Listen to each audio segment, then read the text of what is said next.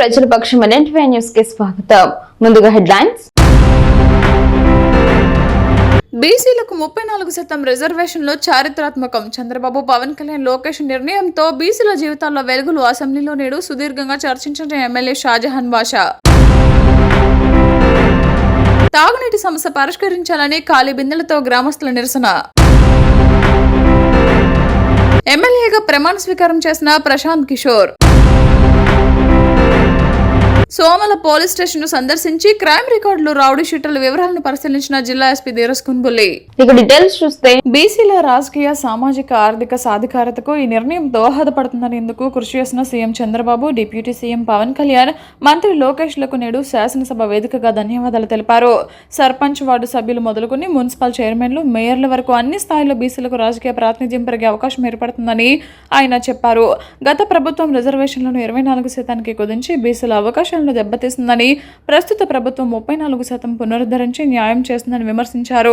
కూటమి ప్రభుత్వం అమలు చేస్తున్న తల్లికి వందనం పథకం బీసీ, మైనారిటీ సహా పేద కుటుంబాల విద్యార్థులకు అండగా నిలుస్తోందని, ఎంతమంది పిల్లలున్న పథకం వర్తించడం వల్ల చదువుల మధ్యలో ఆగే పరిస్థితి ఉండదని తెలిపారు.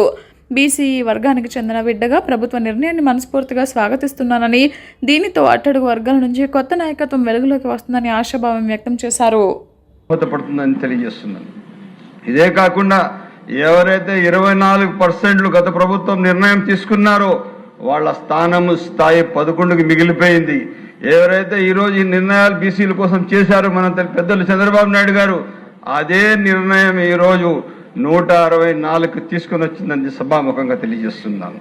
ఇదే కాకుండా ఈరోజు బీసీల వెనుకబాటుతనాన్ని గుర్తించి పూర్తి స్థాయిగా బీసీలకు అండగా నిలబడిన ఏకైక వ్యక్తి పెద్దలు చంద్రబాబు నాయుడు గారిని తెలియజేస్తున్నాను. ఈరోజు ఎక్కడైతే కానీ బీసీల కోసం ఏదైతే ఈరోజు నిర్ణయం తీసుకున్నారో ఆ నిర్ణయం ఒక పునాది, ఆ నిర్ణయం ఒక మైల్ స్టోన్, ఆ నిర్ణయమే వాళ్ళ జీవితాల్లో వెలుగు, వాళ్ళ ముందస్తు లీడర్షిప్కి ఒక పూర్తి స్థాయిగా ముందుకు తీసుకువెళ్తాదని తెలియజేస్తున్నాను. ఇదే కాకుండా ఈరోజు సర్పంచ్ కానీ, వార్డ్ మెంబర్ కానీ, ఎంపీటీసీ కానీ, జెడ్పీటీసీ కానీ, అదేవిధంగా ఎంపీపీ కానీ, అదేవిధంగా కౌన్సిలర్ కానీ, కార్పొరేటర్ కానీ, అదేవిధంగా మున్సిపల్ చైర్మన్ కానీ, అదేవిధంగా మేయర్కి ఈరోజు ఈ నిర్ణయం పూర్తి స్థాయిగా బీసీల ఎదుగుదల కోసం, బీసీల ఉన్నతి కోసం పూర్తిగా ఈ నిర్ణయం ముందుకు నడుస్తుందని తెలియజేస్తుంది. ఈరోజు సామాన్యమైన నిర్ణయం కాదు. ఎక్కడ చూస్తే గ్రామాల్లో బీసీలు వెనుకబాటుతనం ఒక తాండవం ఆడుతూ ఉంది. వాళ్ళు మాత్రం ఎవరు కూడా దగ్గర తీసుకోలేదు. మనం ఏదైనా కాన్స్టిట్యున్సీలో మనం ఉన్నప్పుడు ఒక బీసీకి ఎవరిని పక్కన కూర్చోబెట్టి గౌరవంగా మాట్లాడితేనే చాలు, ఆ బీసీలు ఎంతో ఆనందంగా, మా ఎమ్మెల్యే గారు మాకు పక్కన కూర్చోబెట్టి ఎంతో గౌరవంగా మాట్లాడి ఆనందపడే బీసీలకు ఈరోజు ఇంత పెద్ద నిర్ణయం తీసుకొని భారతదేశానికి ఆదర్శంగా నిలబడ్డారు పెద్దలు చంద్రబాబు నాయుడు గారు. ఇదే కాకుండా మనం ఈరోజు ఈ నిర్ణయం పట్ల వాళ్ళ జీవితాల్లో వెలుగొస్తుంది. ఆర్థికంగా, సామాజికంగా అన్ని విధాలుగా వాళ్ళ బీసీల ఎదుగుదల కోసం ఈ నిర్ణయం ముందుకు వస్తుంది.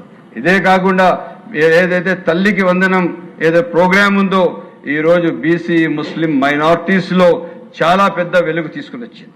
నేను మొన్న నా కాన్స్టిట్యున్సీకి వెళ్ళాను. అన్నా నీకు ఎంతమంది బిడ్డలంటే 12 మంది బిడ్డలు అన్నారు. సరే నీకు ఎంతమంది చదువు? నా 6 మంది బిడ్డలకు ఏదైతే తల్లికి వందనం వచ్చింది. ఈరోజు నేను ప్రత్యేక ధన్యవాదాలు మీ ద్వారా పెద్దలు చంద్రబాబు నాయుడు గారు తెలియజేస్తున్నాను. ఒక ముస్లిం మైనారిటీ నేను ఎలా నా పిల్లలకు చదివించాలని చెప్పి నాకు బాధగా ఉంది. కాకపోతే ఈరోజు తల్లికి వందనం ద్వారా తప్పకుండా నేను నా పిల్లలకు ఎక్కడ కూడా డ్రాప్ అవుట్ చేయను, పూర్తి స్థాయిగా చదివిస్తానని చెప్పి ఒక మైనారిటీ సోదరులు చెప్పిన మాట ఇది. ఇదే కాకుండా ఈరోజు స్కూల్ ఎడ్యుకేషన్ కానీ, కాలేజ్ కానీ, అదైతే ఫీజు రియంబర్స్మెంట్ కానీ అన్ని విధాలుగా ఈరోజు ఎడ్యుకేషన్ ఒక్కసారి వాళ్ళ జీవితాల్లో వస్తే రేపు ఒక్క మనిషి కూడా వాళ్ళ కుటుంబంలో ఒక ఆఫీసరు, క్లర్కు, ఒక ఏదో ఒక స్థాయికి వస్తే తప్పకుండా వాళ్ళ ఎంటైర్ ఫ్యామిలీకి ఆ ఒక్క మనిషిని టేక్ కేర్ చేసుకుంటారు. ఇటువంటి నిర్ణయం నేను మనస్ఫూర్తిగా స్వాగతిస్తున్నాను. తప్పకుండా మంచి సమాజ నిర్మాణం కోసం, బీసీల ఎదుగుదల కోసం, బీసీల అభ్యున్నతి కోసం తప్పకుండా ఈ నిర్ణయం దోహదపడుతుంది. అన్ని విధాలుగా సహకరిస్తూ అన్ని విధాలుగా బీసీల ఎదుగుదల కోసం ఉంటుందని చెప్పి సవినయంగా తెలియజేస్తూ సెలవు తీసుకుంటున్నా. జై హింద్. ఇక డీటెయిల్స్ చూస్తే, జన్ సూరజ్ పార్టీ వ్యవస్థాపకుడు ప్రశాంత్ కిషోర్ ఎమ్మెల్యేగా ప్రమాణ స్వీకారం చేశారు. సోమవారం బీహార్ శాసనసభలో స్పీకర్ ప్రేమ్ కుమార్ సమక్షంలో బంకీపూర్ ఎమ్మెల్యేగా ప్రమాణ స్వీకారం చేశారు. ఆగస్టు 3వ తేదీన బీహార్లోని బంకీపూర్ అసెంబ్లీ నియోజకవర్గానికి జరిగిన ఉప ఎన్నికలో పీకే ఘన విజయం సాధించిన విషయం తెలిసిందే. 1995 నుండి బీజేపీ కంచుకోటగా ఉన్న ఈ స్థానాన్ని దక్కించుకున్న పీకే బీజేపీకి గట్టి దెబ్బ కొట్టి చారిత్రాత్మక ఎన్నికల రంగ ప్రవేశం చేశారు. ఆ ఎన్నికల్లో మొత్తం 64,151 ఓట్లు సాధించిన పీకే బీజేపీకి చెందిన నీరజ్ కుమార్ను 19,324 ఓట్ల తేడాతో ఓడించారు.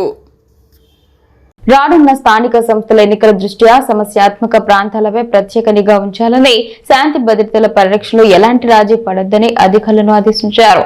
గ్రామీణ ప్రాంతాల్లో సీసీ కెమెరాల నిఘా పెంచాలని, స్టేషన్ కు వచ్చే బాధితుల సమస్యలను త్వరగా పరిష్కరించాలని స్పష్టం చేస్తూ సిబ్బంది యోగక్షేమాలను అడిగి తెలుసుకున్నారు. ఈ కార్యక్రమంలో Chowdepalli CIP Sai Prasad, Somala SI N Ramesh, police సిబ్బంది పాల్గొన్నారు. సోమల పోలీస్ స్టేషన్ ను సందర్శించి క్రైమ్ రికార్డులు, రౌడీ షీటర్ల వివరాలను పరిశీలించిన జిల్లా ఎస్పీ ధీరజ్ కున్బుల్లి.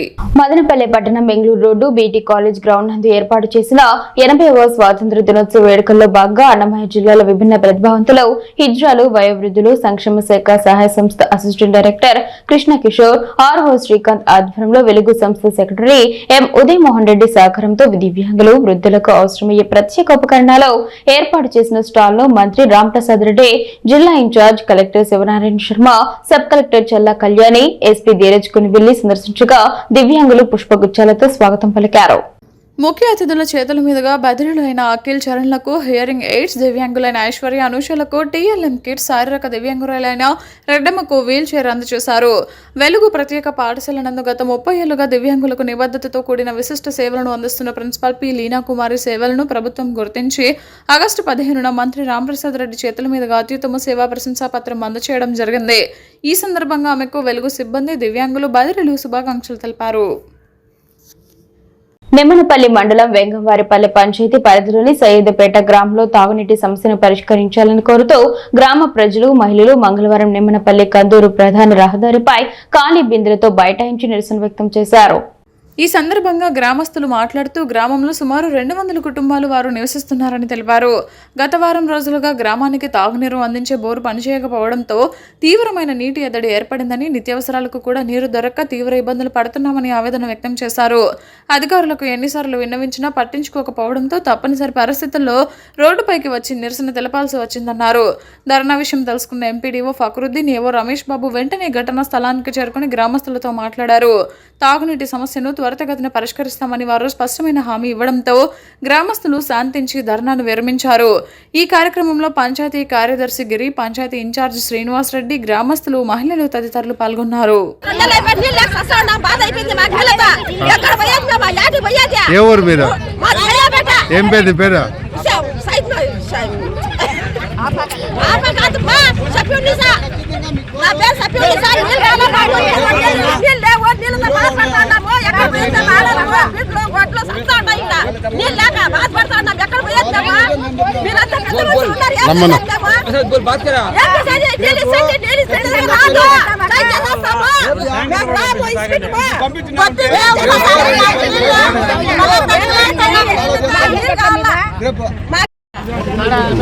నా పేరు గిరి, వెంగవారిపల్లి పంచాయతీ సెక్రటరీ. రేపు పైపులు దించిస్తామన్నా, నెల అంతకంటే ఎక్కువగా డ్రై అప్ అయిపోతే కొత్తగా ఎమ్మెల్యే గారు ప్రతిపాదనలు ఏమైనా పంపిస్తాం. విశాలాంధ్ర మదనపల్లె కార్మికులకు 31,000 రూపాయల కనీస వేతనం అమలు చేయాలని ప్రభుత్వ శాఖలు, సంస్థల్లో ఏళ్ల తరబడి పనిచేస్తున్న కాంట్రాక్ట్ అవుట్సోర్సింగ్ కార్మికులను పర్మనెంట్ చేయాలని ఏఐటీయూసీ అన్నమయ్య జిల్లా ప్రధాన కార్యదర్శి సాంబశివ కేంద్ర రాష్ట్ర ప్రభుత్వాన్ని డిమాండ్ చేశారు. ఏఐటీయూసీ రాష్ట్ర సమితి పిలుపు మేరకు మంగళవారం మదనపల్లెలోని జిల్లా కలెక్టర్ కార్యాలయం వద్ద ఏఐటీయూసీ జిల్లా సమితి ఆధ్వర్యంలో మహాధర్నా నిర్వహించారు. ఈ సందర్భంగా సాంబశివ మాట్లాడుతూ పెరుగుతున్న ధరలకు అనుగుణంగా కార్మికుల వేతనాలను పెంచాలని, కనీస వేతనంగా 31,000 అమలు చేయాలని డిమాండ్ చేశారు. ప్రభుత్వ శాఖలు, సంస్థల్లో ఏళ్ల తరబడి పనిచేస్తున్న కాంట్రాక్ట్, అవుట్సోర్సింగ్ కార్మికులను పర్మనెంట్ చేయాలని కోరారు. ప్రభుత్వ రంగ సంస్థలను ప్రైవేటీకరణ, కార్పొరేటీకరణ పేరుతో ప్రైవేట్ సంస్థలకు అప్పగించే విధానాలను కేంద్ర రాష్ట్ర ప్రభుత్వాలు వెంటనే విరమించుకోవాలని డిమాండ్ చేశారు. ప్రభుత్వ రంగ సంస్థలు ప్రజలకు, కార్మికులకు రక్షణగా ఉంటాయని, వాటిని కాపాడుకోవాల్సిన బాధ్యత ప్రభుత్వాలపై ఉందన్నారు. కనీస వేతనాలు, ఉద్యోగ భద్రత, కాంట్రాక్ట్ అవుట్సోర్సింగ్ విధానం, పెండింగ్ వేతనాలు, ప్రైవేటీకరణ తదితర సమస్యలపై అధికార ప్రతిపక్ష ఎమ్మెల్యేలు అసెంబ్లీలో గలమెత్తాలని కోరారు. నన్ను ఆందోళన చేస్తాను. ఈ దేశానికి ఇప్పటిదాకా దాదాపు 19 మంది ప్రధానమంత్రులు వచ్చారు. వచ్చినటువంటి ప్రధానమంత్రులు ప్రభుత్వ రంగ సంస్థల్లో, కనీసం ప్రభుత్వ రంగ సంస్థల్లో తీసుకురావడం జరిగింది. మరి ప్రాజెక్టులు కట్టారు, ప్రభుత్వ రంగంలో ఫ్యాక్టరీలు కట్టారు. ఈ దేశానికి వచ్చినటువంటి ఎన్డీఏ బీజేపీ ప్రభుత్వం ఏర్పడి నుంచి ఈ 12 సంవత్సరాల్లో ప్రభుత్వ రంగంలో ఒక పరిశ్రమ తీసుకొచ్చినటువంటి దాఖలాలు లేదు, ఒక నీటి ప్రాజెక్టు కట్టినటువంటి దాఖలాలు లేదు. హోల్సేల్గా మొత్తం ఈ దేశంలో ఉన్నటువంటి ప్రభుత్వ రంగ సంస్థలన్నింటినీ అమ్మేది ఇద్దరు గుజరాతీయులు, కొనేది ఇద్దరు గుజరాతీయులు. ఈ దేశాన్ని హోల్సేల్గా అమ్మేటువంటి పరిస్థితి ఉంది. ఈ దేశంలో ఉన్నటువంటి కార్మికులు, కర్షకులు మరి పనిచేసుకునేటువంటి వాళ్ళ సమస్యల పైన కనీసం పార్లమెంట్లో కానీ, అసెంబ్లీ కానీ ప్రస్తావన వచ్చే పరిస్థితి లేదు. వాళ్ళపైన వీళ్ళపైన వాళ్ళు కొట్లాడుకోవడానికి సరిపోతారు. ఇక్కడ ఉన్నటువంటి రాష్ట్ర ప్రభుత్వం కూటమిగా ఏర్పడి, కూటమి ప్రభుత్వం ప్రజా సమస్యలుగా పాలకులు మారాలి. కార్మికులకు అనుకూలంగా, ప్రజలకు అనుకూలంగా, రైతాంగ అనుకూలంగా పరిపాలన చేసేటటువంటి ప్రభుత్వాలు రావాలని చెప్పి ఈరోజు రాష్ట్ర వ్యాప్తంగా ఏఐటీసీ ఆధ్వర్యంలో కార్మిక సమస్యలు పరిష్కారం చేయాలని చెప్పి అన్ని జిల్లా కలెక్టర్ కార్యాలయాల ఎదుట నిరసన కార్యక్రమాలు జరుగుతున్నటువంటి సందర్భంగా ఈరోజు అన్నమయ్య జిల్లా కలెక్టర్ కార్యాలయం వద్ద ఏఐటీసీ అనుబంధ సంఘాల ఆధ్వర్యంలో ఈ ధర్నా కార్యక్రమాన్ని నిర్వహిస్తా ఉన్నాం.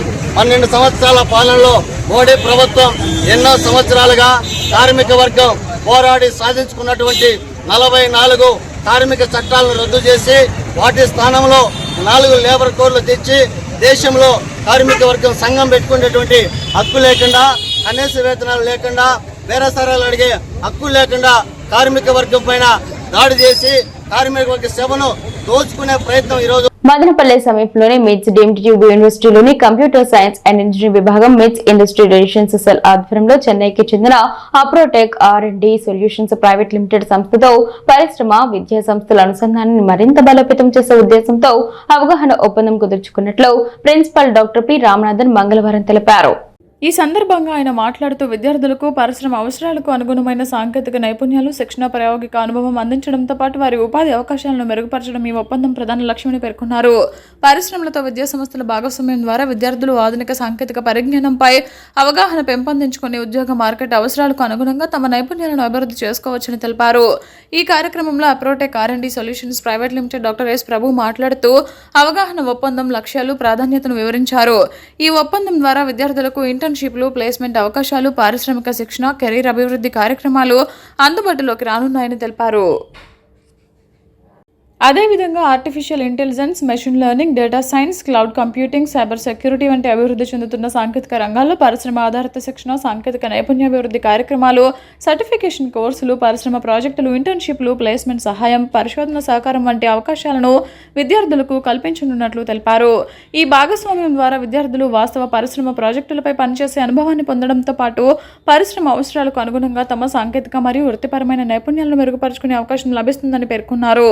ఈ సందర్భంగా సిఎస్సి విభాగాధిపతి డాక్టర్ ఎం శ్రీదేవి మరియు Aprotech R&D solutions private limited director S Prabhu పరస్పరం అవగాహన ఒప్పంద పత్రాలపై సంతకాలు చేశారు. ఈ కార్యక్రమంలో dean school of computing doctor C Chandraprakash Gupta, assistant director industry relations PM Balaji, కోఆర్డినేటర్లు D Ramalingam, doctor R Sudhakar తదితర అధ్యాపకులు పాల్గొన్నారు. అనుక్షణం ప్రజల పక్షం NN5 న్యూస్ ఇంతటితో సమాప్తం. తిరిగి రేపటి బ్రిటన్లో మళ్ళీ కలుసుకుందాం. అంతవరకు సెలవు, నమస్కారం.